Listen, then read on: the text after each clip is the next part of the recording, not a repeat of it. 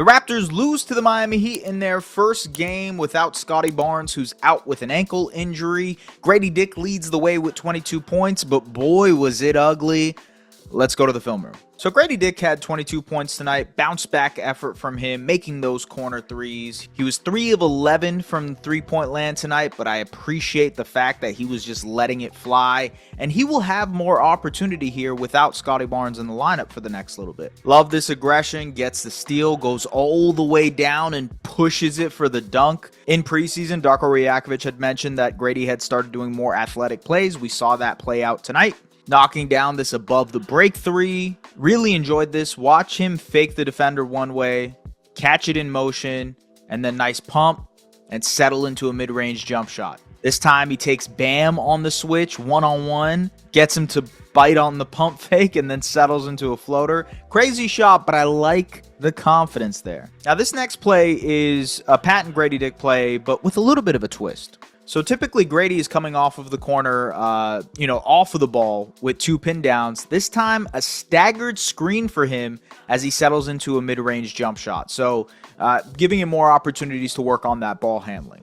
And, attacking the closeout here, gets all the way, finishes inside. And as, Samson Folk has mentioned before, Gradey is one of the best drivers in his class. He's been elite at it so far this season. And he had 22 points tonight. He let it fly. He was 8 of 19, so decently efficient game. Thought he got to the free throw line a couple times, was 3 of 4 from the line. And it was a good game overall for Gradey offensively. Not the best game defensively. We'll get into that in a second. Folks, this game was ugly. No way to put it for you other than the fact that it was really ugly. The Raptors, for the first 18 minutes of the game, played awesome. Absolutely awesome. They played with that swagger that Darko Rajakovic had talked about. In terms of the defensive execution, they were playing. RJ was playing defense. They were locked in. They were forcing turnovers. They were running. They were making their shots. They were assisting and moving the ball a lot. I believe 12 of their first 17 made shots came off of assists. And so they did their thing for 18 minutes, and then it completely changed. Like the effort wasn't there. The defensive execution wasn't there. Offensively, they couldn't get things to go, and Miami just spurred this run. I believe they went on a 27-6 run to end the second quarter. They ended up being up by 7 at halftime, and it really wasn't close after that. Miami dominated in the third. They dominated in the fourth. Really not that much of an effort from the Toronto Raptors. It was a lack of execution, truthfully. I think, obviously have to caveat everything with the fact that, the Raptors didn't have Scottie Barnes. They didn't have Emmanuel Quickley. They didn't have Bruce Brown, but they haven't had Bruce Brown for a while. They haven't had Emmanuel Quickley for a while. Adjusting to life without Scottie Barnes is going to take a little bit of time, no question. He's their all-star. He's their best player. As soon as he was inserted into the lineup, their defense got better, their offense got better. They could rely on someone offensively to orchestrate things, and I think they really, really struggled with that tonight. RJ Barrett had 6 turnovers. He's now the main facilitator for this team, and while I do think that he has made a lot of steps, he's taken a lot of steps to be a better lead ball handler, and he will have better games.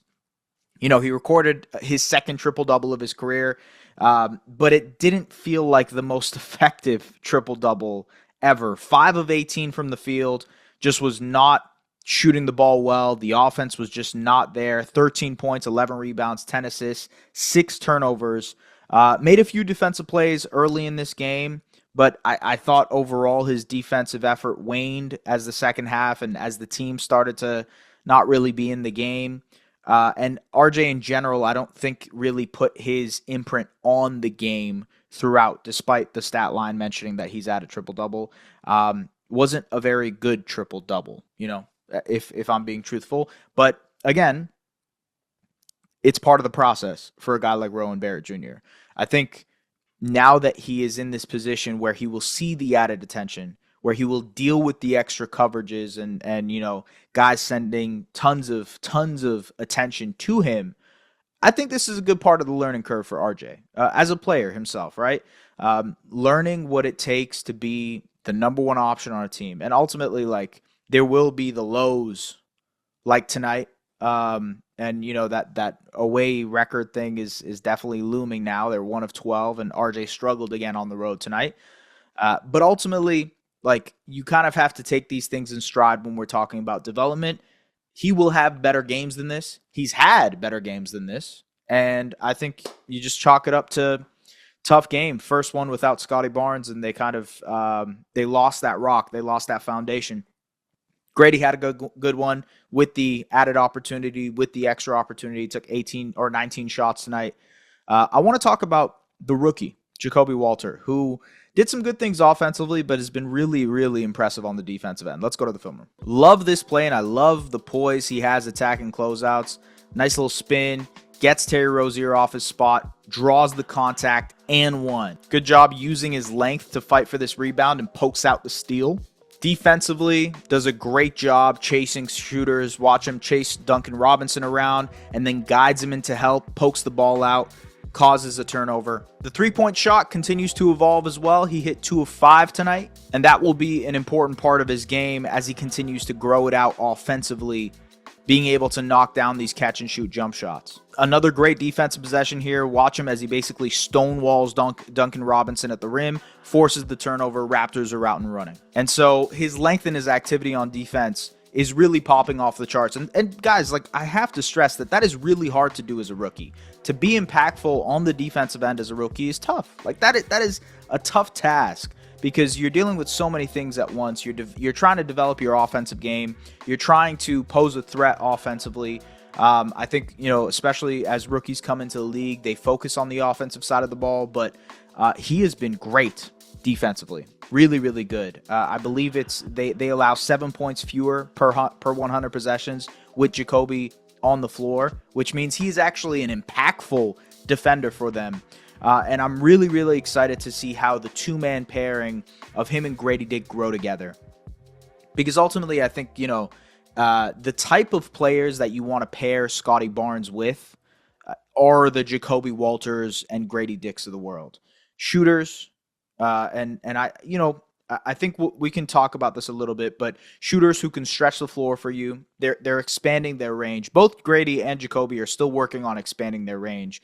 And you can see that with the type of shots that Gradey misses and the type of shots that Jacoby misses, still working on getting that above the break shot down more consistently. They're better in the corners. They're better at that 45 extended, but that above the break area is where they really need to hone in. And that's part of the process. They'll eventually get there. I believe in their shot making and shooting ability, especially off of the catch. But those are the type of players that you want to pair next to Scottie Barnes offensively long term, right? Those are the type of guys that can really enhance his skill set. And then you think of the defensive side of the ball. I think Gradey Dick has shown that he can be good on defense. Didn't have a good defensive game tonight. I don't think anybody on the team really had a good defensive game tonight, but you're already seeing it from Jacoby Walter. And you're already seeing the impact that he has with his length, with his lateral quickness, and all of the things that he does on the defensive end, using those two things to be a really, really impactful guy on the end. So, in a season where there is so much injury bad luck, and you can't really take away much from a game where they lose by 20 points, and you're kind of like, damn, well, this is deflating. And I talked about it being deflating when Scottie got hurt. You have to try to take away these little wins for yourself in order to deal with the grueling nature of an 82-game season for a team that's rebuilding. That's the way I'm approaching it. It's like, okay, what made me happy in today's Raptors game? What was something that was positive that I can take away and say, all right, cool, they're building, they're working something out. And so the few things that popped out to me were this. Gradey Dick now has more opportunity to stretch his legs offensively. No Scottie Barnes means he can just kind of experiment, act like the basketball court is a playground for himself to work on his off-the-dribble jump shots, work on his creation, work on his ball handling, all these other things, right? Jacoby Walter will now get more opportunity at that forward spot a little bit more, at that guard spot. It'll be interesting to see how he can impact the game defensively without a guy like Scottie on the back line protecting and kind of being that presence behind him. Very, very interested to see that. I think ultimately this is a good learning curve for RJ Barrett too, to see how much better he can be There is the true shooting percentage difference between when Scottie plays and when Scottie doesn't play with RJ. Valid. Absolutely valid. He plays better when paired next to the all-star that the Raptors have. Shocker. I would imagine that there are a lot of players that play better when they're paired with an all-star.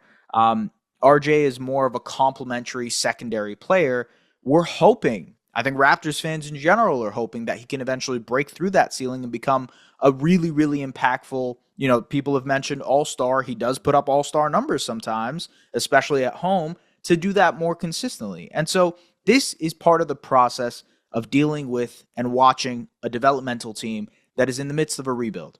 And I think between the rookies and young guys figuring things out and learning, between this team, today was not the day to talk about this, but between this team really trying and like working their ass off to provide entertaining basketball to you, and again, tonight was not the example for that.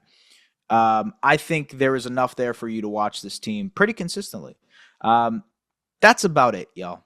That is about it for this game. One more thing I wanted to shout out, Jonathan Mobo, also really just awesome one-on-one defender, really made life tough on Jimmy Butler when he was faced up against him one-on-one. I'm very excited for him to have more opportunity. And, he's going to be the starter moving forward in that spot for Scottie Barnes. I think he's going to have a lot of opportunity to stretch his legs offensively, but also to be challenged on the defensive end. The Raptors are going to deal with a lot of forwards and wings that Mobo will be tasked with guarding. And so that's the exciting part from the rookie development aspect too. So that is about it, folks. NBA Cup for myself. I'm headed to Vegas to cover the NBA Cup with some of the work that I do and some of the podcasting that I do. Very, very excited to do that. I've heard Vegas is cold in December, and so I'm not looking forward to that. Not a big Vegas guy myself, to be honest with you. I went in Summer League with the fellas in 2022, 2023. I can't remember. It was the year Wemby got drafted.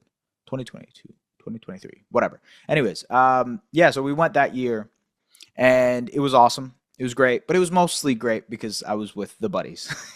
And so now going to Vegas and doing stuff for work, it should be awesome. I'm very excited to watch those games live in person, watch Shea and face off against the Rockets and watch the Hawks and Bucks battle it out. That should be fun. But going to Vegas in December, not necessarily something I'm looking forward to be honest with you. Either way, should be fun. Should be very, very fun. I'm hyped for it, y'all.